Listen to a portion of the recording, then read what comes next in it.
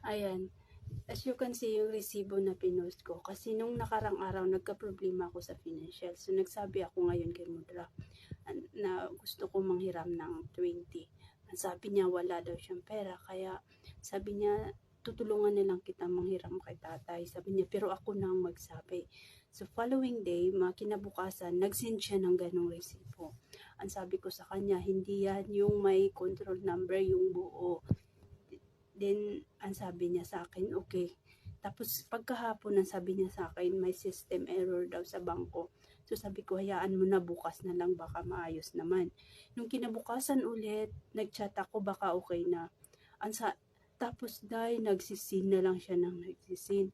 Tapos, nag-message ulit ako na kasi mangot na siya. Tapos, kahapon, nakita ko, namili siya ng namili siya ng mga pang-eat ng mga anak niya, mga sapatos. Sabi ko, okay lang naman yun, pero hindi ko siya kayang kausapin kasi pag kinausap ko ulit, baka na mamaya tinutupak, alam mo naman sila.